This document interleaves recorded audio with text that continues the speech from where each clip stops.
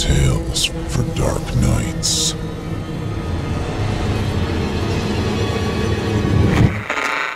Want to make sure you never miss a Chilling Tales for Dark Nights video again? Be sure to subscribe and hit that bell to turn on notifications.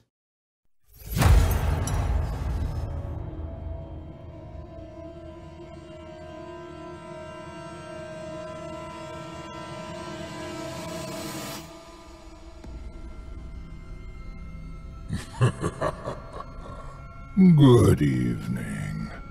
I'm storyteller Otis Jiry, and I ain't your grandfather. From where I'm from, we don't do bedtime stories. And if that's what you were expecting, you're in the wrong place. If it's terrifying tales you're after, well then, I've got just the thing. Get comfortable, settle in, turn off the lights, if you dare. Your night is about to get a whole lot darker. Who needs sleep anyway?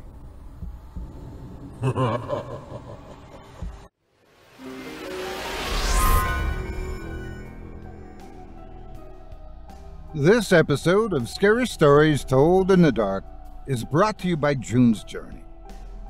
Folks, have you ever spent time around the house looking for something lost?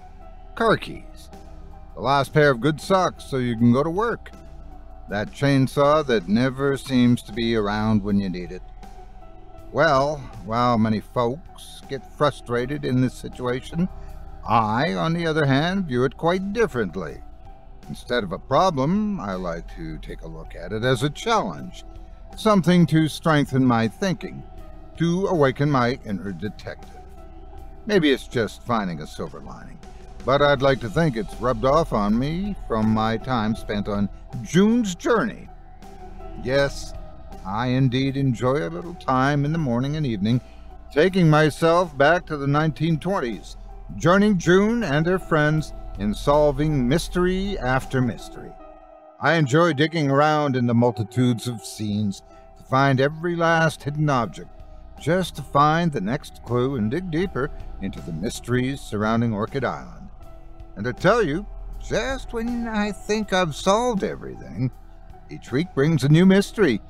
And if I'm feeling in the right mood, I can hop in a detective club to put my brain to the test against sleuths from around the world. Join me and 30 million other fans to see if you have what it takes to solve the mystery. Find your inner detective. Download June's Journey today. Available on Android and iOS mobile devices, as well as on PC through Facebook Games.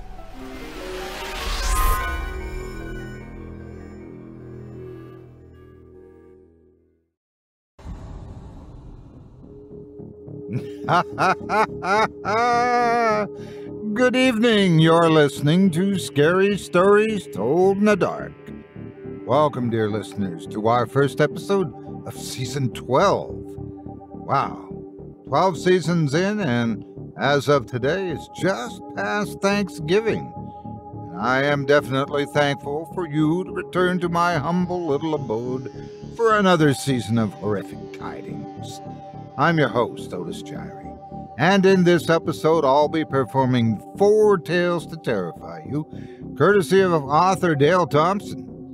Tonight, you'll hear tales of podcast premonitions, foolish files, malevolent mirror entities, and textual troubles. You're listening to the standard edition of tonight's program, which contains the first 2 spine-tingling stories.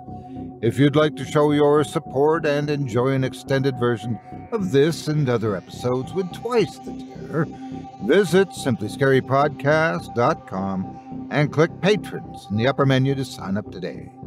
Thank you for your support. Now, it's time to take a walk together down the moonlit trail. So, lock your doors, turn your lights down low, and settle in. The show is about to begin.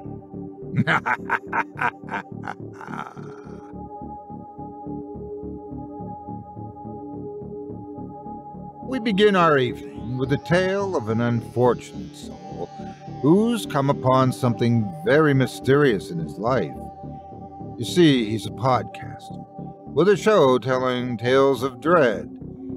He has just come home to his cat to settle in for the evening. Hey, sounds a little bit too familiar for my tastes.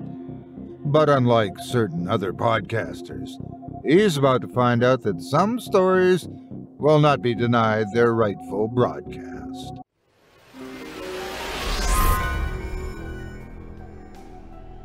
This episode of Scary Stories Told in the Dark is brought to you by The Vanished by Wondery. It's hard to imagine losing a loved one, a wife, a husband, a child. For many, it's their biggest fear. From Wondery, The Vanished is a podcast that tells the stories of often overlooked and unsolved missing person cases. Join host Marissa James in her weekly excursion into a new case as she interviews those involved, from family to law enforcement to even suspects, to see if the truth of what really happened will emerge.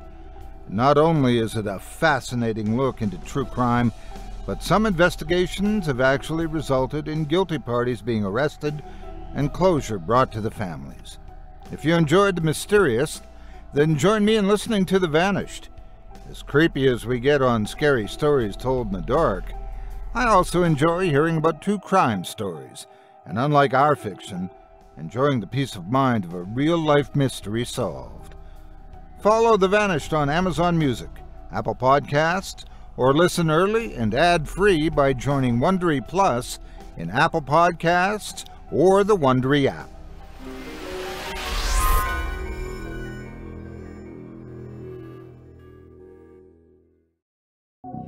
Without further ado, I present to you Untold Tales of Horror, Now Told. Devilish dolls, haunted houses, ghoulish ghosts, freaky frights, dreadful demons, blood-sucking bats, peculiar pumpkins, bizarre bridges, fiendish phantoms, atrocious apparitions, maleficent monsters, wicked witches, and all things that go bump in the night. Welcome to Untold Tales of Horror, Now Told. I'm your host, Alistair Mortimer Caneswright. Tonight we'll tell the tales that no one's brave enough to tell. There was a pause, and an eerie background music swelled, then faded. If you believe in the University Halloween Massacre, or that perhaps there are secret tunnels running below your university that house the dead, the ghosts of suicide victims hanging in your university hallways, or that stone statues come alive at night to eat students, then this program is for you. Alistair ran through his podcast within his normal time, and with a grand send-off. I hope that was scary enough for you. Until we scare again, this is Alistair Mortimer Caneswright signing off. Alistair closed down his door with a sensational feeling of satisfaction. His stories this night were his own creations.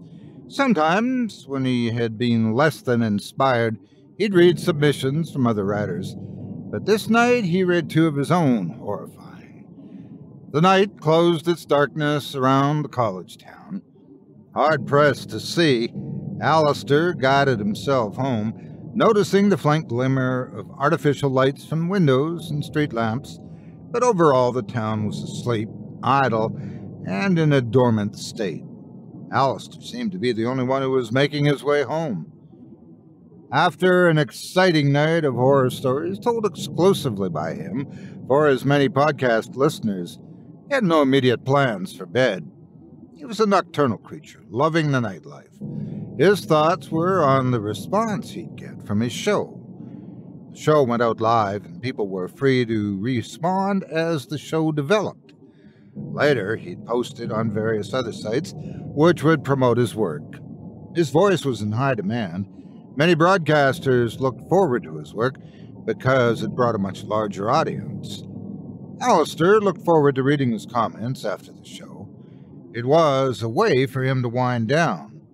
Once he reached his humble abode, which was nothing like his audience likely believed he lived in, he first scooped up his hairless Sphinx cat, Abaddon, and made his way to the kitchen. There he heated some milk in a dish, poked his finger in to make sure the temperature was acceptable, and then let his kitty go at it while he booted up his computer.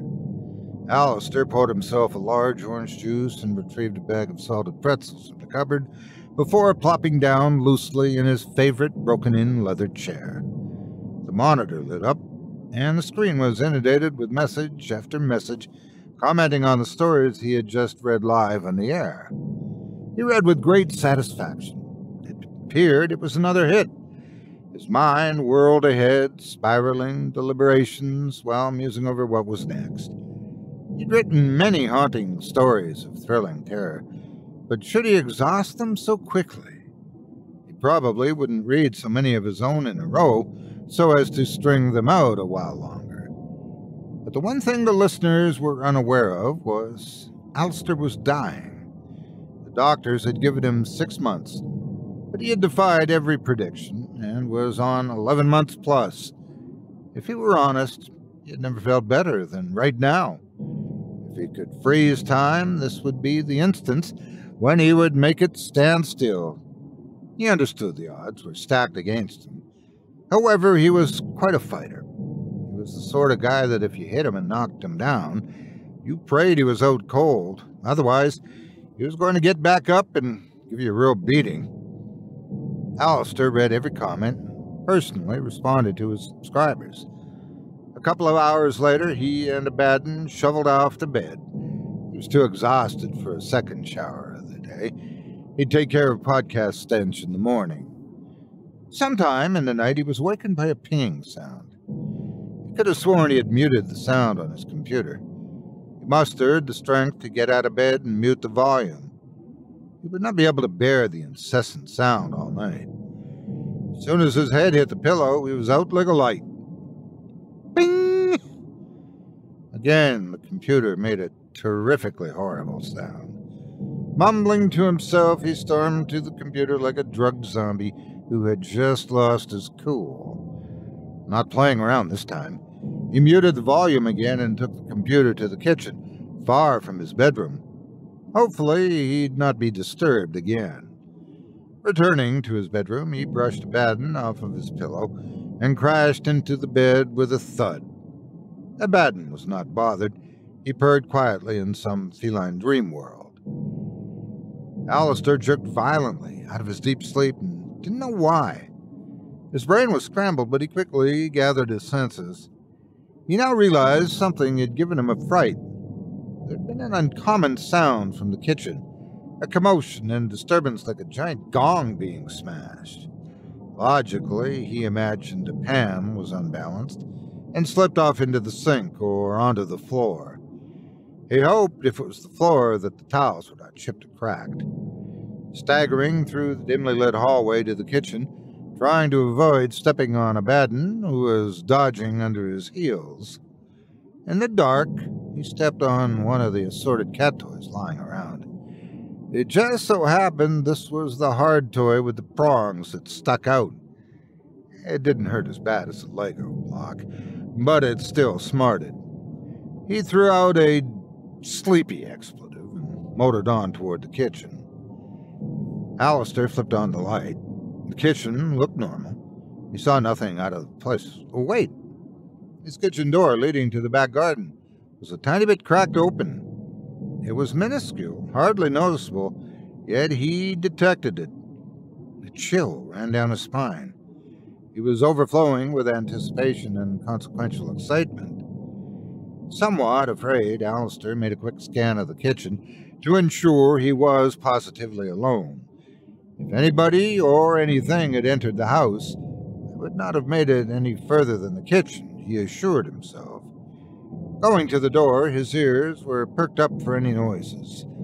Slowly, he opened the door wider and turned on the backyard light. It was a powerful light that lit his narrow yard and shone as far as his rear gate, which led out onto the main street. 6-foot hedges ran down the sides of his yard, thick and impenetrable. But there, pressed in the grass from the gate to the kitchen door, there was one set of footprints in the dew-covered grass. The footprints led to the door, and there was no evidence of them returning to the rear gate. How odd, he reasoned. Barefoot and only in boxers and a t-shirt, he opted not to check the gate just yet. He closed and locked the door. Still spooked and nervy about the door, he opted to get dressed, put on his shoes, which were in the bedroom, and investigate the backyard a little closer, with more scrutiny. With great suspicion, holding a Louisville Slugger baseball bat firmly in his hand, he entered the backyard. He measured his shoe size with the imprint in the grass. Whoever was lurking in his backyard had at least a size 12 shoe. He imagined it was one big fella. Once Alistair reached the gate, his misgivings were confirmed. The gate was ajar. He didn't like this. He did not like this one bit. He speedily secured the gate and turned to go back to the house. But something peculiar took place that gave him pause. The kitchen light flickered in sequence several times, and at the end of the blinking, the backyard light was extinguished. "Holy Mother of Pearl," he said to himself. Stiffened in place with a sensation not much different than rigor mortis, Alistair watched the window of the lit kitchen. He was not going back in there until he was sure it was safe. Gathering his nerves, which were severely frayed at that point, he approached his house with a sense of dread and heightened caution. The kitchen light remained illuminated, and this gave him some assurance. Working his way up to the window, he sneaked a peek. Initially, he saw nothing. All looked as it should. He considered the odd light episode, and with no other evidence of eldritch happenings, the only plausible explanation was the bulb in the backyard. Well, he must have shorted out. With his trepidation easing, he wanted to guarantee his safety. So he opted for another look through the window just to ease his fear. What he saw nearly made him pass out. He was in the kitchen. He saw himself, with his back turned toward him, standing at the table. The person hovering over his kitchen table looked identical to him. They were even dressed like him. What the devil? The grip on the baseball bat loosened as a palsied terror swept over him like a hot towel and bore down into the pit of his gut, to the point he swayed with nausea. He leaned on the house with his shoulder and attempted to will strength back into his rubbery legs. Alistair was not necessarily a brave man. His courage had never really been challenged before. Oh, he stuck up for himself in school when bullied, but this was something otherworldly. How could it even be possible? How does something as bizarre as this even occur? This was just like the unutterable secrets he wrote and did voiceovers for on his podcast. He had to be imagining things. Of course, he attempted to dissuade himself. Maybe he was still dreaming. Rational answer would not come to him. He knew it. But nothing came. The only thing he could convince himself of was there was a duplicate of himself haunting his own kitchen. The yard lit up, not with light from the back porch light, but with a resonating chatter that could only be called Alf-Aziz, which H.P. Lovecraft defined in his writings as that nocturnal sound made by insects supposed to be the howling of demons. The definition was birthed from the ruins of Babylon out of the empty space of the amorphous Crimson Desert. Alistair had read all of Lovecraft's materials. Lovecraft was locked into secrets of grace older than mankind. The sounds Alistair was tortured with were far beyond the sound of common insects and bugs that crawl and fly at night. He pondered, what if Lovecraft had the phrase Al-Azif defined incorrectly? What if he meant something altogether totally different? Possibly he was misunderstood, and it meant Al-Tajid, the blasphemy, or Al-Nazif, the bleeding. Alistair was unsure why these thoughts were penetrating his mind and obscuring his thoughts, along with breaking his concentration. He had to focus. What does any of this mean? What does it have to do with me? He forced himself to premise his thoughts, and once he had control of them and built up the boldness, he concluded that the kitchen and the unwanted occupant warranted another glance. With a waning audacity, he took a glint inside the kitchen. Seeing no one, he slowly raised and surveyed everything in view. He held his position for at least 60 seconds until he was confident the coast was clear. This is when he let out a sigh of relief, and his anxiety began to settle back into his comfort zone. With his equilibrium restored, it was time he took his chances. With his mind free from fearful exile, he walked in through the back door into the kitchen and took notice of a manuscript on the table. It didn't appear overly thick, but there were several pages. He tightened his grip again on the handle of the bat near the knob end. With his free hand and still eyeing the doorway from the kitchen into his hallway, he dragged the manuscript closer to him. He had to sit down. His adrenaline had depleted. The manuscript was possibly animal skin and had a note attached to it. I am you and you are me. There's only one way to be free.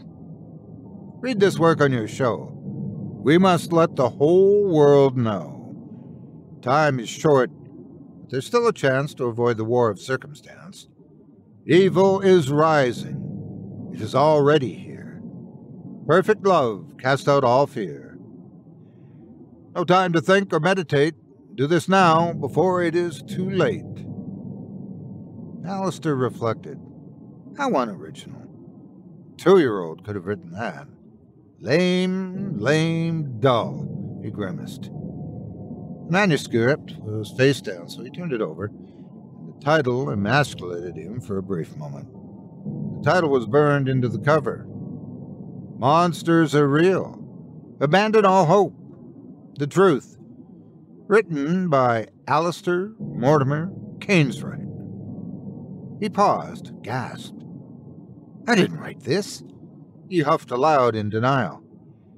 That was the moment the nightmare began. He heard light feet running, scampering from the far end of his hallway, coming toward the kitchen, growing louder as they approached. Alistair's vigor weakened even more. A dull throb forced pressure upon his temples, making him lightheaded, almost as if a smothering hand was suffocating him. His nose was smashed, and his lips could not utter a scream. His desperate cries were muted by a moist, enormous, invisible hand, and he was pulled to the tile floor. With his strength exhausted, and dried up as if all resilience had been sucked away by a siphon, Alistair was unable to defend himself or resist. Eventually, this horrifying episode subsided.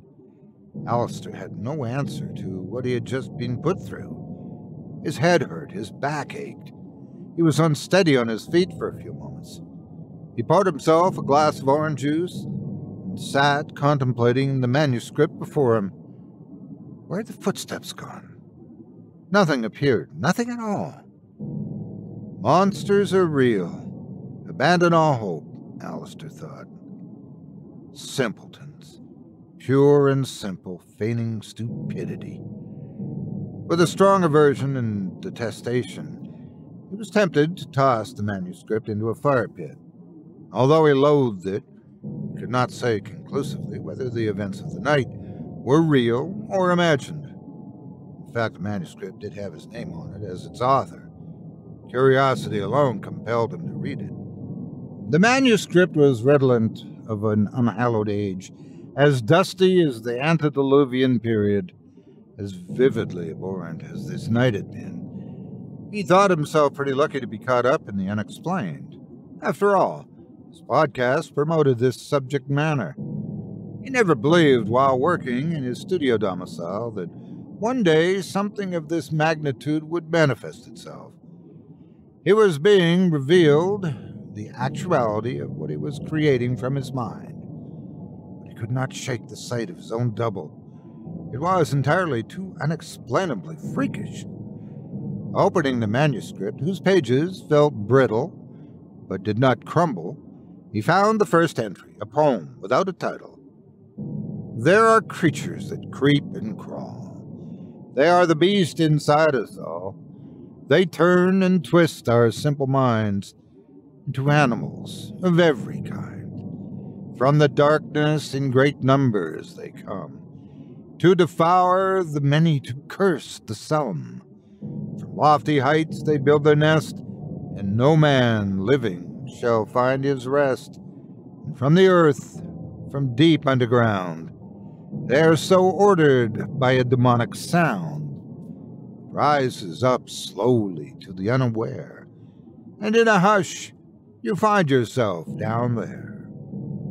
Rubbish, pure rubbish, Alistair groaned. Chapter 1. Turn to page 13. Short chapter. How very peculiar, he thought to himself. He flipped the pages to page 13. Embedded within the page, within its own secure indentation, was a ring of some sort. The only words on the page, in heavy black ink, read, "Put the ring on your finger." "I'll do no such thing," he protested and closed the manuscript. The manuscript flew open on its own, phantasmically reshuffling the pages rapidly back to page 13. The color of the words on page 13 now had chromatically changed from black to red. "Ludicrous," he denounced, and slid his chair away from the table. He stood at the table looking down, his back to the window. Tap, tap, tap. The sound was behind him. Unwittingly, he turned his head to see what might be making the sound. To his transfixed horror and surprise, he saw himself in the window, looking in. A cold sweat ate at his chest and clawed his forehead. How could this be? The him that was outside was shouting something indistinguishable. Alistair tried to understand, to read his lips, but he couldn't interpret what the other self was conveying. Although reeling in tacit terror, he knew there was only one way to get the answers. He raced across the kitchen, stormed through the back door, and had every intention of nabbing this look-alike. But his twin was not at the window any longer.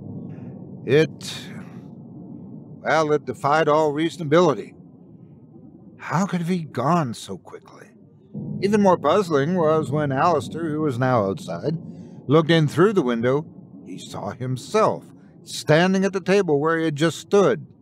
Oh, this is impossible, absolutely illogical. His twin was doing something. Alistair craned his neck to see. The twin put the ring on his finger and in an instant was gone, vanished away. Alistair darted back into the kitchen. His twin was gone, but the manuscript remained turned to page 13. But the red letters were no longer red. The letters were charged onto the page of the book as it delicately burned with a match. The ring was still lodged in the page. He fought against the temptation but gave in and removed the ring from the page. He examined it, looked it over, and found an inscription which read, Isaiah 56:9. Every beast of the field come to devour every beast in the forest. Alistair remained mystified. With much hesitation, but compelled by a force too strong to resist, he placed the ring on his finger. As the ring slipped tightly around his finger, he spun toward the window. His twin was there again. He was smiling and holding up his hand to show Alistair that he too had placed the ring on his finger. He became instantly light on his feet, and everything in the kitchen became transparent with a translucent radiance. Seconds later, the house was gone from around him. Everything had disappeared. Unable to make any determination of what had occurred, he considered his ominous situation carefully.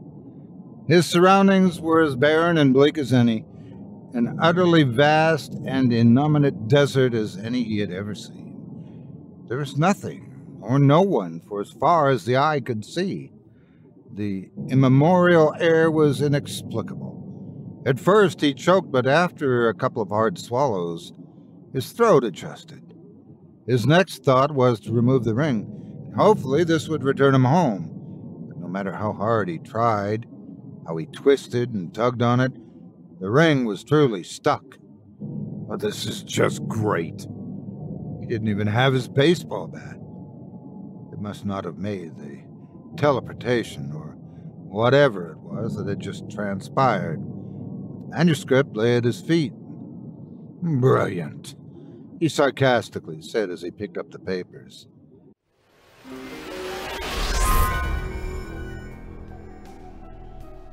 This episode of Scary Stories Told in the Dark is brought to you by The Vanished by Wondery.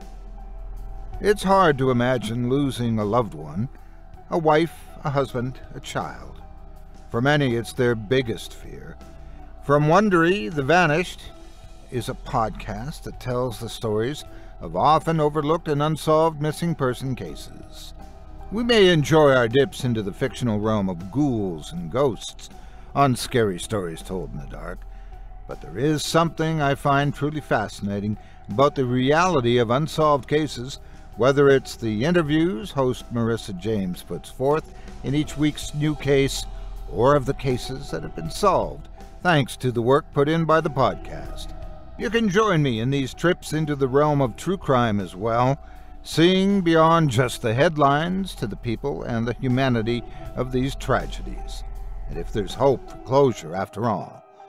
Follow The Vanished on Amazon Music, Apple Podcasts, or listen early and ad-free by joining Wondery Plus in Apple Podcasts or the Wondery app.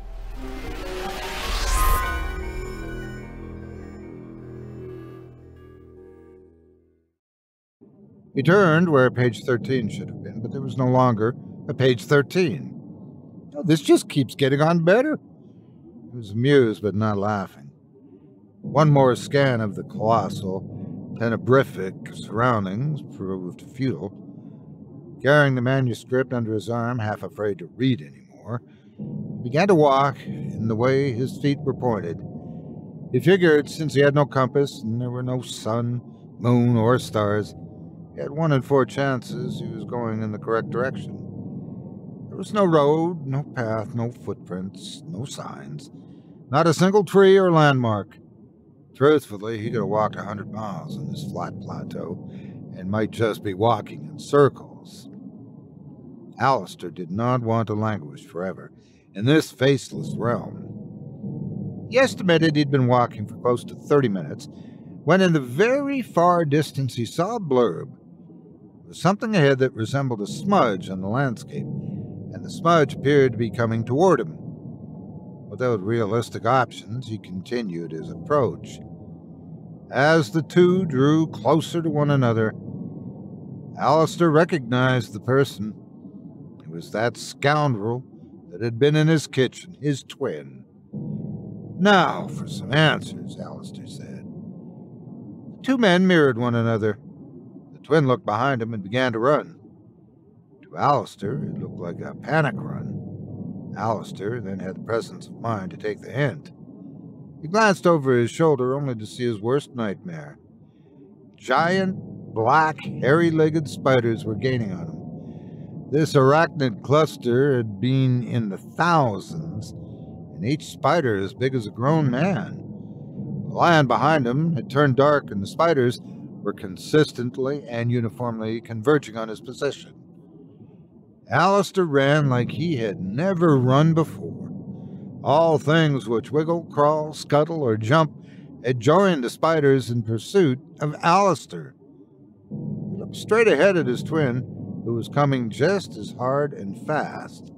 Alistair did not see what his twin was running from. He detected nothing alarming within his field of vision, motivating him to run. Outside of reason and causation, overhead, the sky lit up with lightning streaking across the sky in zigzags. Then the lightning strikes began. Alistair felt like a moving target. As the terrain was so level, Neither of the two saw the enormous crevice between them. They made eye contact right before they both plunged into the unknown. When Alistair hit the water below, he flailed wildly, not expecting the cold explosion his body felt as it submerged. Miraculously, he bobbed back up to the surface and splashed exhaustively to the shore. But the shore was no place to be.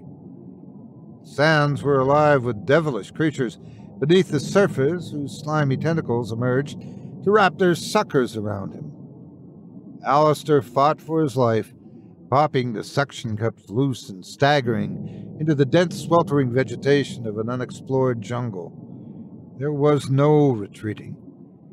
He could not begin to determine what hemisphere he was in. For all he knew, he could be anywhere in the world or outside of it.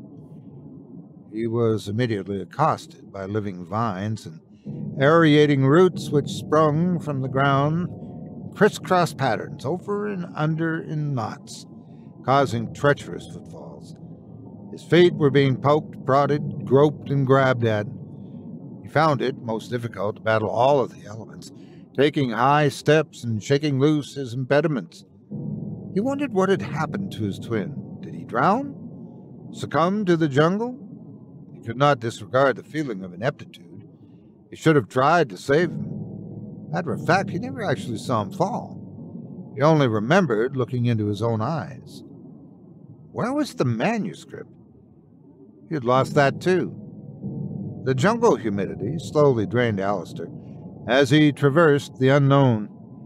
He figured he had been in the heat for about an hour or so when the most unexpected sight appeared directly in front of him. It was his twin. Not knowing what to say, Alistair said the first thing that came into his mind. "What's happening?" Not expecting a reply, his twin answered studiously. "We are happening, brother. We have the rings. Only one of us is going to make it back." "Why is that? What is this all about?" Alistair got the sense his twin knew more than he did, and he was determined to get some answers. "There's only one of us. There can't be two. We both have the rings, so we are both candidates to go back. There's only room for one." His twin was very matter-of-fact about the whole thing. "Who determines who goes back?" Alistair inquired. "We do." The twin came closer. "And I am torn between guilt and malignity." "This makes no sense. You're not real. I am Alistair Cainswright. I don't know what sort of game this is, but I'll be going back." "I am you," reminded the twin, casting a formidable expression. "I don't think so." Alistair defended his position. "You are not human. You were created somewhere in space, behind time in unbounded outer regions. I am here because you hesitated in putting on the ring. If you'd only put on the ring, I would not have been needed." "Needed for what?" Alistair needed clarification. He desired real answers. "One of us must read the manuscript over the air. It's the only way to warn the world of what's coming, the impending storm. The world must prepare itself. There's a storm of barbarism, viciousness coming to the earth. The podcast will reach those who can make a difference. This ring is our forged protection, but only one of us can wear it."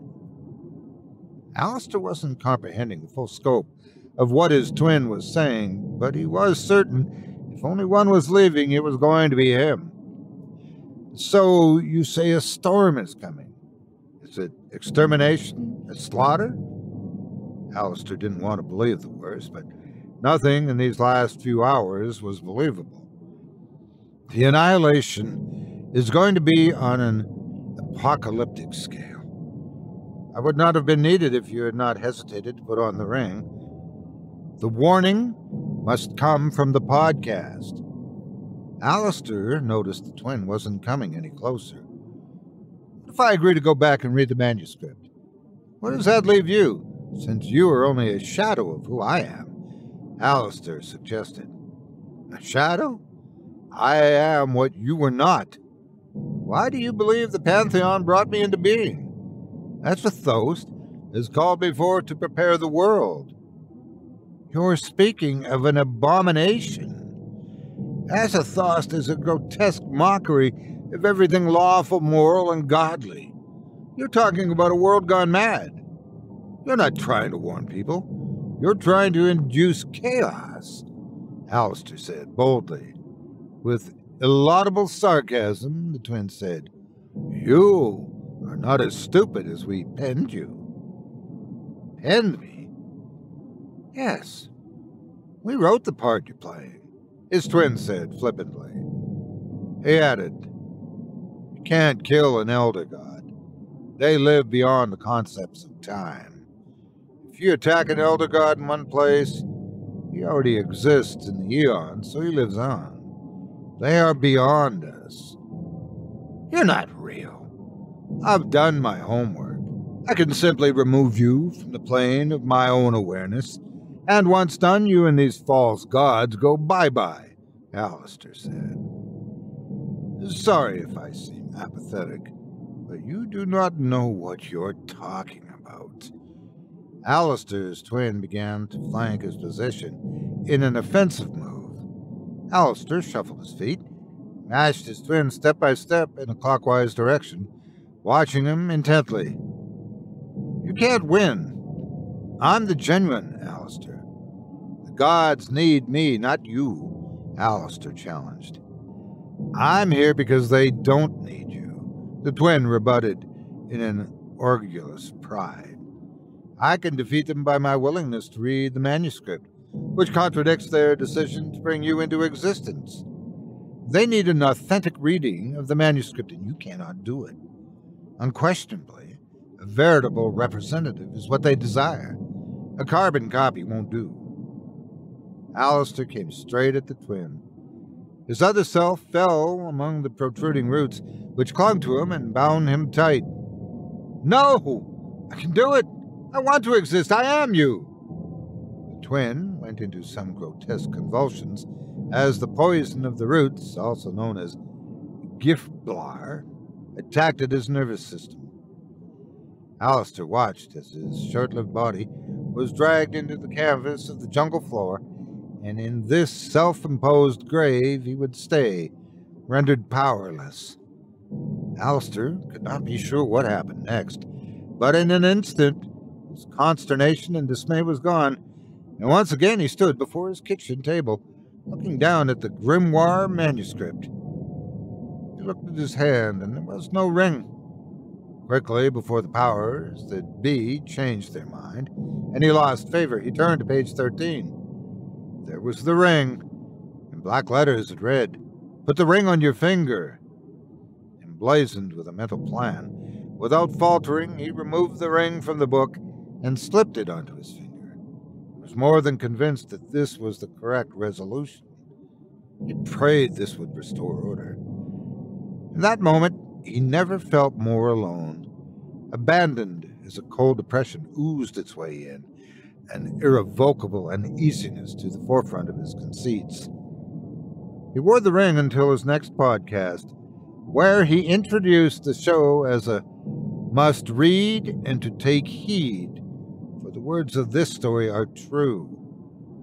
At last he read, "Beyond the reaches of the stars, an army is forming from the outer worlds, calling all to gather into one place for the invasion planned, predestined, foreordained, and ordered. Cosmic winds will cause the armies of beastly discontent to the door of the host, who will not resist but submit to the indwelling of the gods. They are no longer fading thoughts of the past, but are now presenting themselves upon the stage of humanity. That is not dead which can eternal lie. And with strange eons even death may die. Prepare yourself for the death of death." The podcast continued without interruption, and in concluding, after the manuscript had been read in its entirety, Alistair added, "Everything I read tonight, I am asking. No, I am imploring you. Remove those gods from the plane of your awareness, and the warning which you have heard will no longer and no more than a dark whisper be that brushes against your cheek at a gravesite. The ravens are gathering, the wolves are descending from their mountain refuge, but you and I can hold them at bay. I have done my part. I have fulfilled my commitment to read the letter from the elder gods to humanity. Now will you join me in the resistance against the horde to come? Best way to kill a god is to stop believing in it.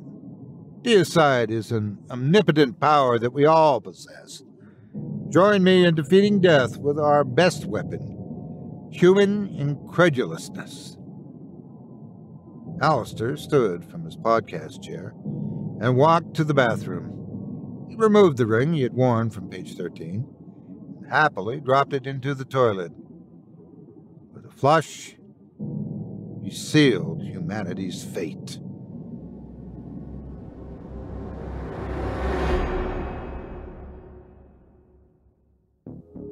I hope you enjoyed Untold Tales of Horror, Now Told, by Dale Thompson, as performed by yours truly. If you enjoyed that tale, and would love to read more from tonight's very talented feature author, you can help support him by visiting simplyscarypodcast.com/Thompson. That's simplyscarypodcast.com/THOMPSON. Our scare-inducing friend would be very happy if you not only enjoyed the tales he wove this evening, but also if you enjoy your music on the heavier side. Be sure to check out the Dale Thompson channel for more. If you do decide to stop by the profile, please leave him a kind word and let him know you heard about him here on this show and that Otis sent you. It would mean a lot to me. Thanks again for your support of this program and of tonight's featured author. Like I said, thankfully that doesn't hit too close to home. I had a twin once, you see, but he didn't vanish into a jungle of the mind. I keep him much closer to home. And he's still alive, though if you saw him lately, you might suspect otherwise. In our next story, we have a gentleman who's found himself in a bit of a crisis, and his mind is a little on edge. Unfortunately, he also now finds himself alone in his apartment with a very unwanted guest. The guest appears to be winning. Without further ado, I present to you Buzz, Buzz, Buzz.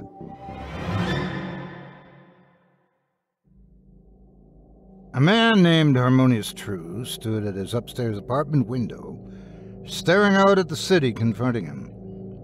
He wiped the grime from around the frame of the window, flipped the handkerchief over to clean the white side, and wiped the glass in a circular motion, removing the caked-on dust and condensation. That's better, he reassured himself.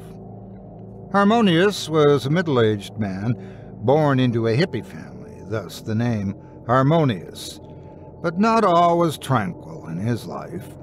The name was a contradiction, an antithesis of the actuality and conditions in which he was living.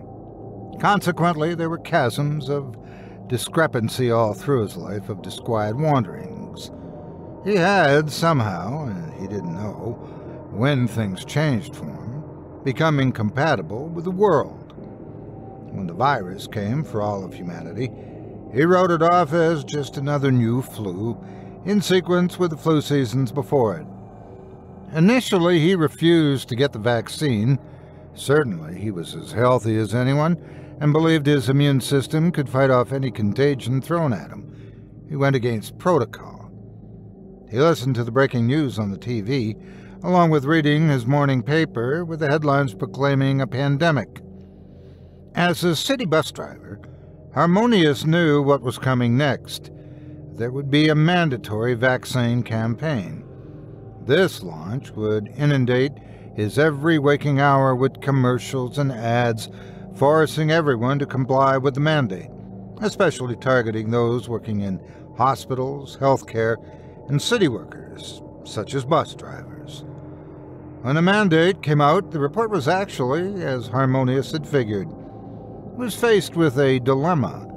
He could refuse the vaccine and be stood down from his job, or he could reluctantly take the jab and keep his job. This bothered him immensely. He was feverishly torn between losing his job or putting an untested remedy into his bloodstream, which tormented him. He'd lay in bed at night, knowing the headline for the jab was approaching. He intensely researched the vaccine on the internet, and almost everything he found was pro-jab. He eventually stumbled onto a site called "Before You Take the Jab, There Are Some Things You Should Know." The site appeared to have been put up by health officials from varying practices who were warning people not to take the vaccine. There were personal testimonies on the site where individuals explained the side effects and complications they had suffered after receiving the first dose. Yes, that was correct. The first dose was a prelude to a second dose, and there were rumors there would be follow-up boosters as well. This was the most horrific thing he had ever read. The site also claimed that there had been sudden and unpredictable deaths in perfectly healthy people attributed to the vaccine. Harmonious gazed over the troubled world from his apartment window. Life had not been good for Harmonious up until this point. His wife of 3 years, whom he had hoped would have been by his side for the rest of his life, had packed her bags and had gone, leaving only a note on his pillow. He took full responsibility for the split-up. He was hardly ever home. He failed to give his wife the attention she deserved. She was his first and only marriage, and they never had children. This was a lot for Harmonious to process. He was at a point in his 40-something years where he couldn't imagine things getting any better. His dreams had been quashed, and now he was alone, null and void. That's how he was feeling. The disparity was real and hung over him like a suffocating, dormant beast just waiting to emerge, hungry from hibernation. His thoughts were becoming sporadic. He prayed to defer such imagining, yet in a relentless barrage they would not yield. Day and night this opposing force assaulted him, whispering, telling him he was no good, things would never get better, and he had to decide. Not wanting to confront his demons at present, Harmonious pulled himself away from the window. He went into the bathroom. He believed a long hot bath would help him relax. It was right then when something in his head snapped. The tub had not been cleaned in ages, and the verdigris ring of filth was encrusted all the way around it where the water line had been. He would have normally not been bothered by this. There was a simple solution. Just clean the tub and pour a fresh bath. Harmonious couldn't do this because his thoughts were slipping, and he was going haywire in his head. This is when he made up his mind. Through the confusing complexities of rambling thoughts, he left the apartment and joined the queue for the jab. In his mind, his irrational mind, he believed he should do the opposite of what he would normally have done, and this would be like a reset. He'd become an exponent of the system. He felt dirty, like someone who had been buried alive. Being broadsided by the pandemic, Harmonious sensed a binding, nothing any less than grave clothes, entombed in utter darkness. He succumbed to the overload of pressure from announcements about the virus and the vaccine. The media's push to get everyone vaccinated and boosted had worked its incantations on him. Like a man tranced and bewitched, he made his way to the health center, stood in line with an appalling face mask on, and waited his turn.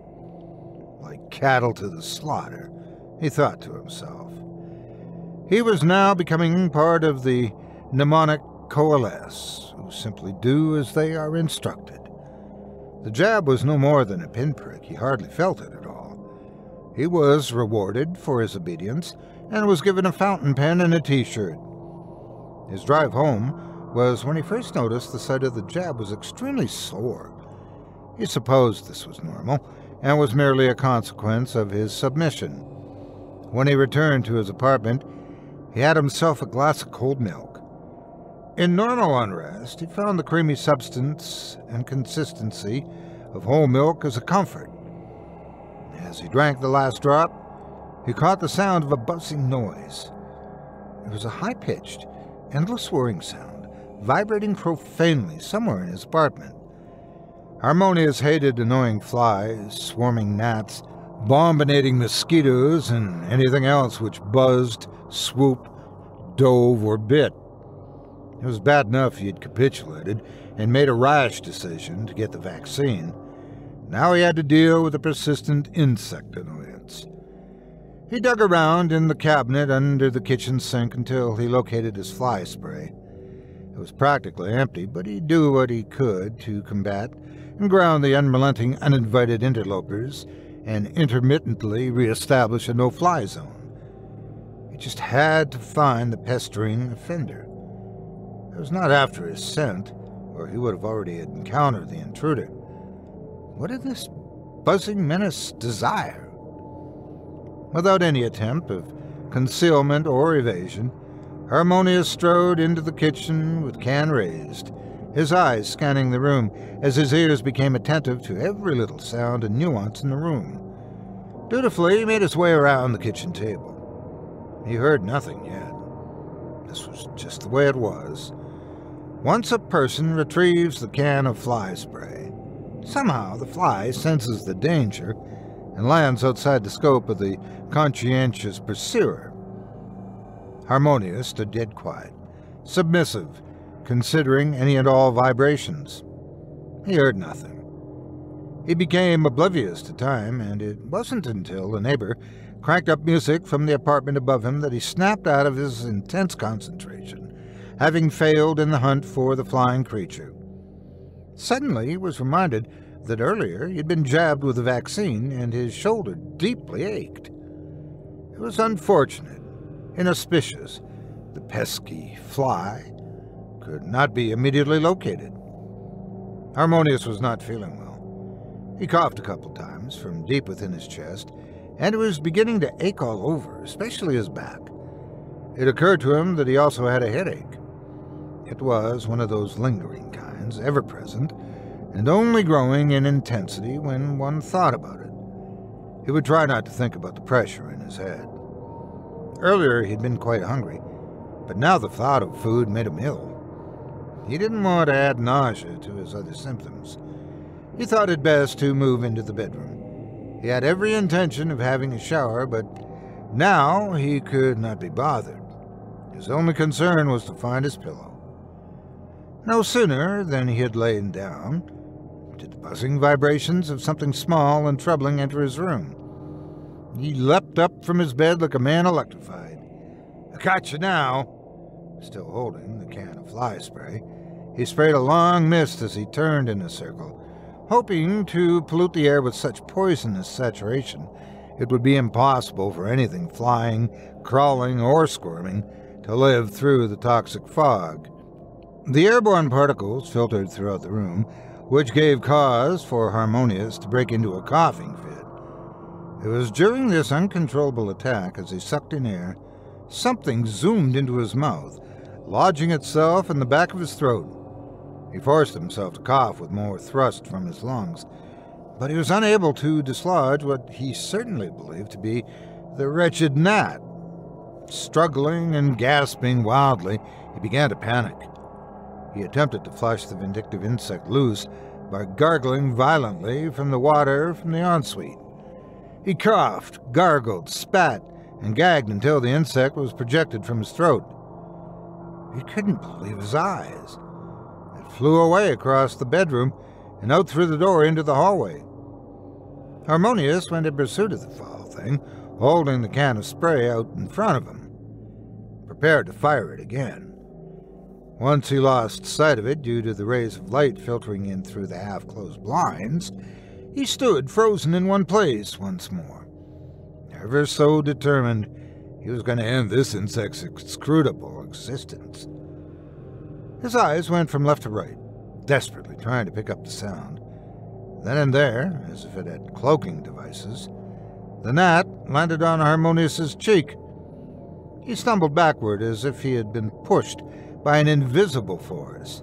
Slapping at his face in hopes of smashing the life out of it, he checked his hands for dark smear marks and proof he'd killed it, but his hands were clean. Bizarrely, he could not deny what had happened next, but he felt it crawling, tickling inside his nose. Suffice it to say, this caused immense worry. No, no, no, no, no, he repeated as he shuffled off to the bathroom in the hallways to grab some tissue.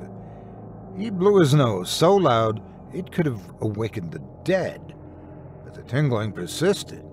Oh, you gotta be joking. He was talking out loud to himself in a fevered pitch. He twisted a tissue the right size to go in and up his nose. He inserted it on the side he suspected the insect of having gone.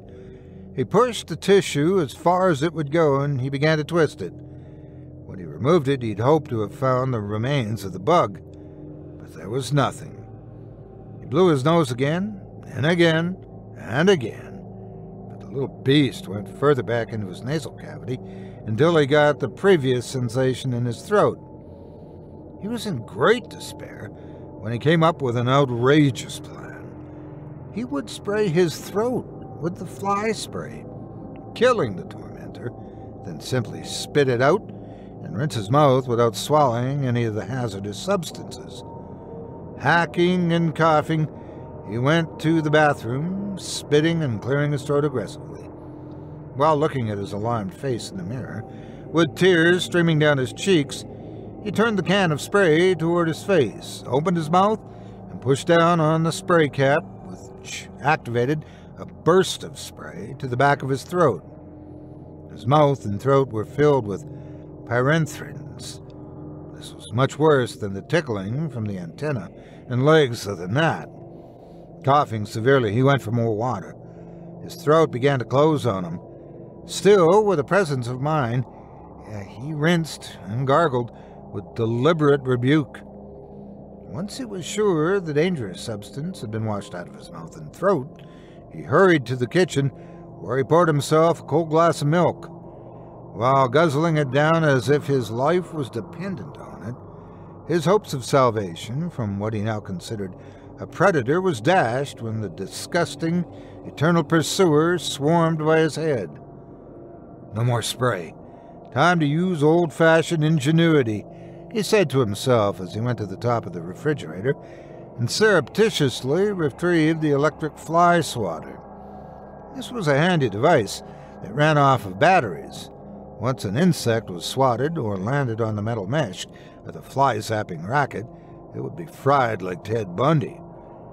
Harmonious struggled to breathe, but he maintained an airway and assumed his respirations would return to normal shortly. Again, like a needle on a scratched piece of vinyl, and the same notes keep repeating with static and reverse reverb, Harmonious went on the hunt. More determined than ever, he had ill intentions. Kill, kill, kill, kept pulsating through his already sore head. He searched high and low, but had no luck finding his intended victim. The sickness, along with his own self-imposed foolhardy spray to the back of the throat, had worn him down. He poured himself the last of the milk.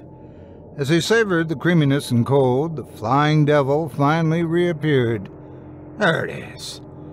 Buzz, buzz, buzz. The sound was not direct. It was as if it were coming from every direction. As he spun around, with the fly racket in hand, his right ear tingled with a vibrating quiver. Pulsating madness ensued. This microscopic insect hummed and then whirred, as if it were making its way through his ear canal, climbing and whirring, climbing and buzzing. Afraid he might push it in further, he resisted the temptation to stick his finger into his ear. Harmonious went to the kitchen, where he concocted a recipe of warm salt water. His hope was he could drown it. Once he had the temperature just right, he used a marinade injector, which is used to impregnate meat, to create a moister piece of meat. The devilish insect was about to meet the wrath of Harmonious. As the gnat maneuvered through his external acoustic meatus, Harmonious shook his head crazily. The feeling inside his ear was becoming tortuous, and the sound was intensifying dramatically. Carefully inserting the syringe into his ear canal, he slowly pressed the plunger gently, and his ear became warm. He tilted his head to one side to allow the salt water to penetrate the entire canal. Once he was satisfied he had fully drowned anything in the ear which should not be there, he tilted his head back awkwardly the other way to allow the salt water to trickle out. He looked in the sink, hoping to see a drowned black speck, but to his disappointment, he had failed to kill it. Strenuously, he jabbed his index finger into his ear and carelessly probed his ear. He became more vehemently enraged as no gnat was extracted.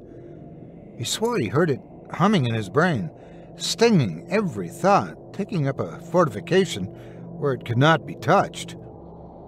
Harmonious was torn with emotion. He shouted, "What is it to become of me?" He tore at his own hair and rocked back and forth nervously. He moaned as if someone in the clutches of anguish. "What will be my fate?" "Get out of my head!" he groaned peremptorily. To his chagrin, the little monster, in contemptuous fashion, exited his left ear and buzzed off into the other room unscathed.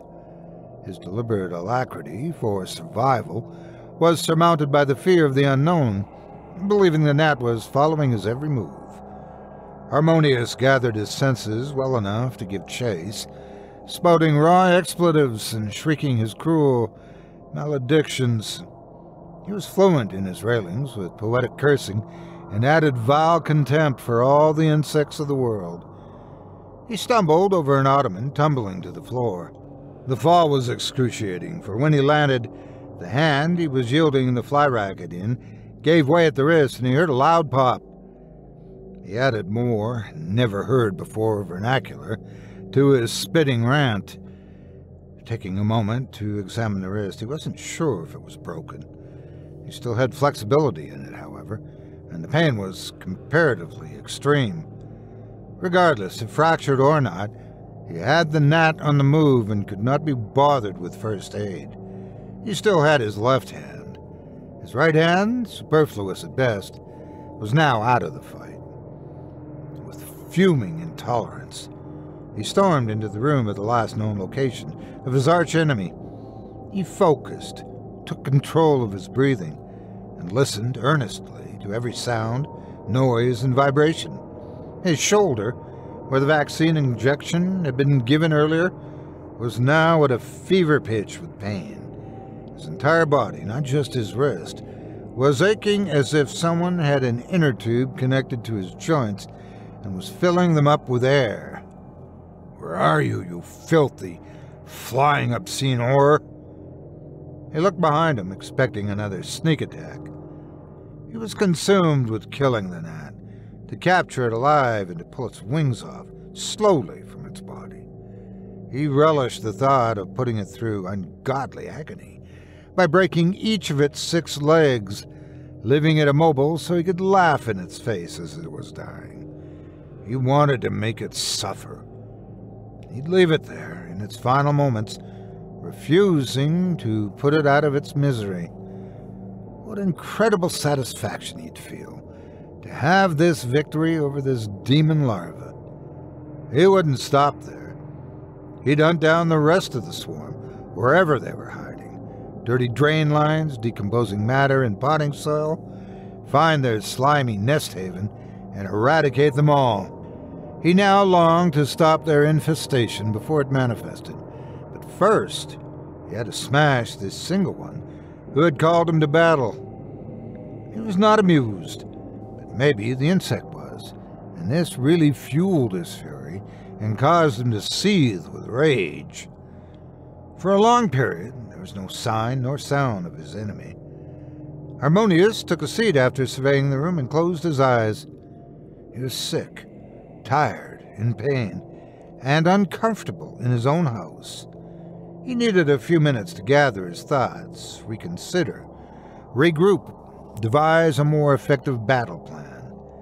He thought to himself had he not gone today and gotten the stupid vaccine, he probably would have been having dinner about now instead of chasing a flying insect around in his apartment.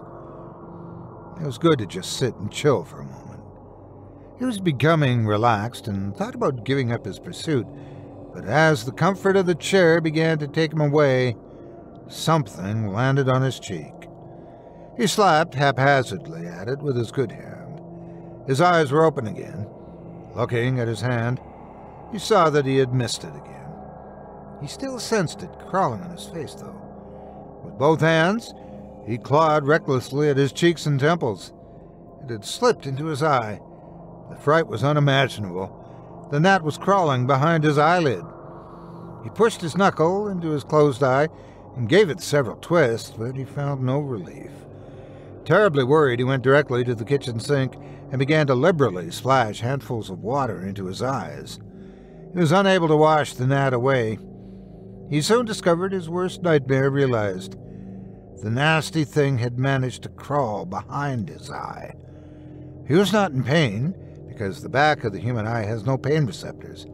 Yet the irritation was vexing. He rolled his eyes around, seeking relief. He wiped his eyes repeatedly, but the gnat was firmly glued to the back of his eyeball. Several times as he struck his temples and his forehead with the palm of his good hand, yet he could not dislodge it. His sanity was rocked. Normalcy was not even a question at this schizophrenic moment. He returned to the bathroom and looked at himself in the mirror. This was his first glance at himself since he and the gnat were at war. He let out a shrill feminine sound much higher than his actual voice. Mingled within the unmanly scream, he crowed and extended, "No!" His eyes must be playing tricks on him. This was not to be believed. Harmonious's face was an insect in appearance, not totally transformed, but a distortion of who he was. His eyes had become fiery red and bulbous like the nosleep's. He leaned into the mirror and gazed upon the uniquely grotesque face he was wearing. "What in the hell?" His voice collapsed, but he still had an airway just large enough to breathe. With his swollen tongue taking on a new shape, he attempted to swallow, but he was unable to produce any saliva. "Oh, great heavens," he thought to himself. Caught up in nervous reflection, he'd been immersed in a miserable state. His condition could have only been described as unmistakable agitation brought on, but restive prostration, making him insoluble. Unable to reconcile what was taking place, he allowed his faculties to scramble into a mess. The sheer irritation gave way to lonely frustration, haunting him like an unwanted spook. He'd never felt more helpless and inadequate than in this disastrous moment. He remonstrated, but what use was there to argue with himself, or anyone for that matter? Frozen in inaction, due to confusion and consternation, he was made sick by his appearance. It did not get any better. Peering deeper into the reflection in the mirror, he saw waves in his eyes like rivers of larvae in an enclosed world. Then dismay bent itself into the mirror, suspect of all he was seeing. In his eyes, there was a transparency, and through this thin, transparent veil, he saw the world of gnats behind his new eyes. Clutching his face, the hair on top of his head began to drop into the sink. Within seconds, he'd unthreaded every last fiber until he was completely bald. He'd never seen himself hairless before, and the image in the mirror of something ghastly with compound eyes rolling weirdly in his head, constantly swishing with fire. Oh, this could not be him. The marrow of his bones liquefied. His blood ran blazing hot, then cooled to an icy freeze. His lungs expanded at such a terrific rate, He heard his ribs snap and break. He noticed the change of his arms, and his legs were cracking and morphing beneath him. Immediately he tore off his clothing, and now naked, viewing himself in full. He was growing another set of legs. Wings covered in fine hair were now protruding from his neck. He tried to yell out, but instead of sound coming from his mouth, his newly formed wings rattled and then buzzed. His internal organs, along with exterior features, were reconstructing, and the emergence of insect-like earmarks defiled his human form, leaving what little humanity that was remaining mortified. He wanted to be outraged, yet he could not find those emotions, nor characteristics which would cause him to protest. The shameful discomfiture and the defiance were no longer there for him to identify with.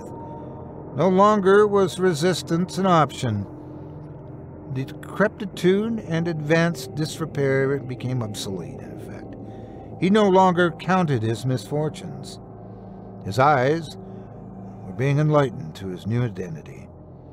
No longer was he a human form, recognizable. He had no empathy, compassion, or altruism. His apathy, if he ever had such a thing, was no longer a moral compass to follow. His countenance appeared undernourished, yet he did not have an opinion, nor did he judge himself as beautiful or ugly.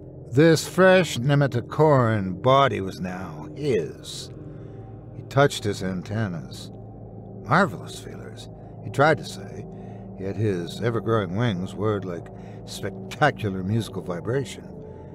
The insect he'd become recognized its ears were down from the head on the thorax, and he could hear with his tympanal organ very well. He had cognition, but not consciousness, as humans know it.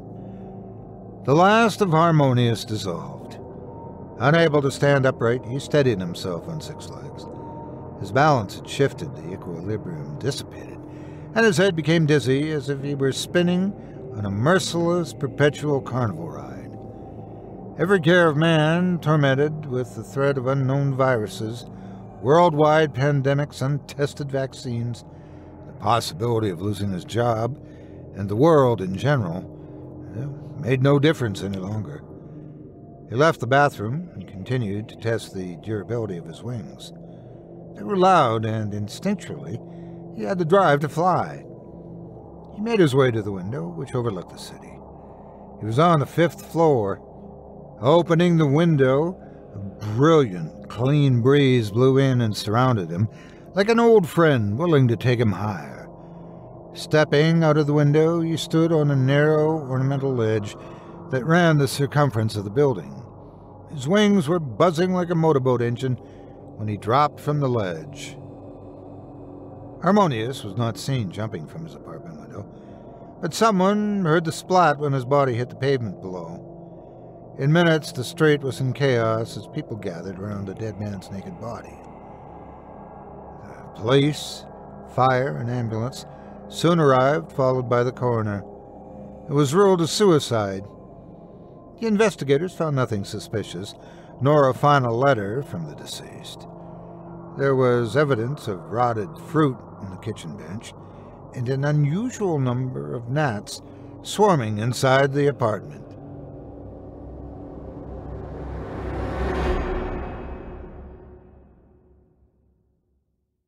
I hope you enjoyed Buzz, Buzz, Buzz by Dale Thompson, as performed by yours truly. If you enjoyed what you've heard tonight, I'd like to remind you one last time that tonight's featured author can be found by visiting our website. Just visit simplyscarypodcast.com/Thompson. That's simplyscarypodcast.com/THOMPSON. Should you like to hear more ghoulish tales of things beyond imagining, of terrors deep within the minds, spiritual battles of the soul, or more reasons not to wash your mouth out with industrial chemicals, Dale would be happy to provide the thrills. But if you simply prefer some rocking tunes, be sure to visit the Dale Thompson channel on YouTube for more as well. Thanks again for your support of this program and of tonight's featured author. As a reminder, if you do decide to give tonight's talented author stories a read, please consider leaving him a quality review and a kind word, or a thoughtful public comment and an upvote. And be sure to let him know you heard about him here on this program, and that Otis sent you. It means more to me than you can imagine. And I'm pretty sure that would be much appreciated by Dale as well. Now, before we go, I'd also like to take a moment to thank you personally for joining me for this episode of Scary Stories Told in the Dark, especially as we enter our 12th season of frights, fun, and sleepless evenings. We have more planned for you in the next season, so stay tuned as we weave in and out stories of ghouls, ghosts, monstrosities, tortured psyches, and even the occasional madman or two. If you enjoyed what you've heard on today's program, please take a moment to stop by our iTunes page or wherever else you listen to your favorite podcasts and leave us a 5-star review and a kind word. It makes a huge difference and would mean a lot to us. If you'd like to hear a premium extended edition of tonight's and all of our other episodes featuring Twice the Terror, visit simplyscarypodcast.com today and click the Patrons link in the menu at the top of the screen. Find yourself at chillingtalesfordarknights.com, where you can purchase season passes for this podcast and our other quality storytelling programs. Or become a patron for as little as $5 a month and get access to our entire audio archive dating back to 2012, all of it ad-free. If you happen to use Facebook, Twitter, Instagram, or YouTube, follow and subscribe to Chilling Tales for Dark Nights there, where you'll get all of our latest updates and new releases and have the chance to interact with us each and every week. You can subscribe to me on YouTube as well at the Otis Jiry channel, where you'll find releases of my series, Horror Storytime, dating back to 2014. And you can find me on Facebook, Twitter, and Instagram too. Just search for Otis Jiry. Until next week, stay spooky. Get some sleep, if you can.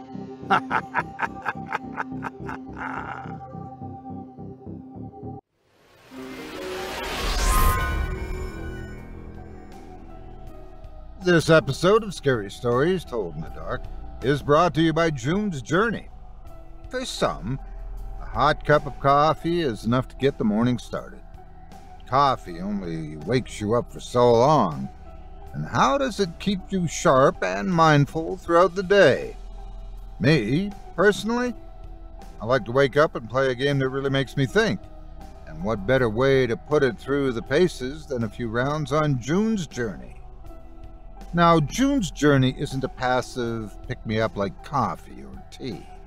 It's a trip back in time to the golden age of detectives, the roaring 20s, and when you step into the world of Orchid Island, you can give your brain a fine workout searching for hidden objects over hundreds of beautifully rendered scenes. And when you get the clues to dig deeper, well, that just makes my day. And then at night, once everything is settled down, I can see what's new. After all, every week there's new mysteries to solve, and I can always pit my skills against other sleuths from around the world with the Detective Club feature. Just have to be careful. Not every sleepless night comes from wondering what's waiting in my closet, after all. Join me and 30 million other fans to see if you have what it takes to solve the mystery. Find your inner detective. Download June's Journey today.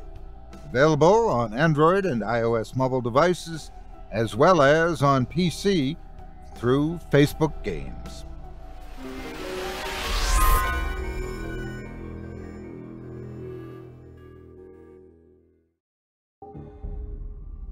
Thanks for listening. You've been listening to Scary Stories Told in the Dark, a production of Chilling Entertainment and the creative team at Chilling Tales for Dark Nights, and a proud member of the Simply Scary Podcasts network.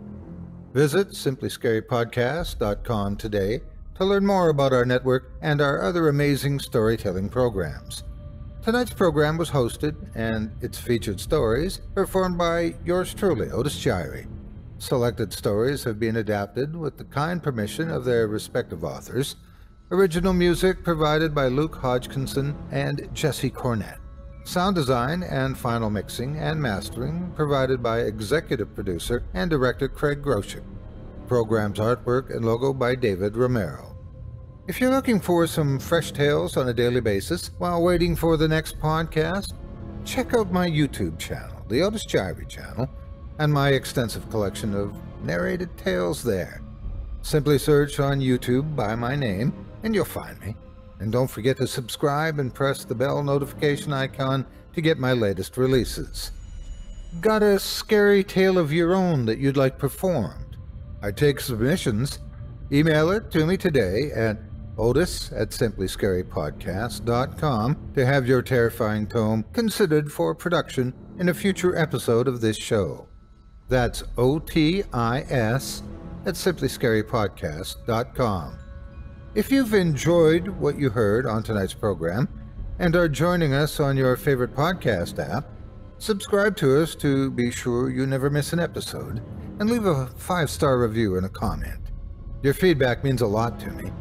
You can also follow Chilling Tales for Dark Nights and yours truly on Facebook to connect anytime and get the latest updates on this and other programs and my channel. If you're listening on the Chilling Tales for Dark Nights YouTube channel, do us a favor and hit the subscribe button and the bell notification icon for ctfdn as well to get more spooky tales from me and the crew and another episode of this program each and every Wednesday. And don't forget to hit that thumbs up button to tell us how we're doing and leave a kind word or a request. And don't forget to visit us at chillingtalesfordarknights.com and consider supporting the team by becoming a patron. In addition to helping us out, you'll get exclusive access to our audio archive and ad-free downloads of all your favorite stories, including those you've heard on this program. As for me, I'll be back next Wednesday with more terrifying tales to keep you up all night. But that's all right. Who needs sleep anyway?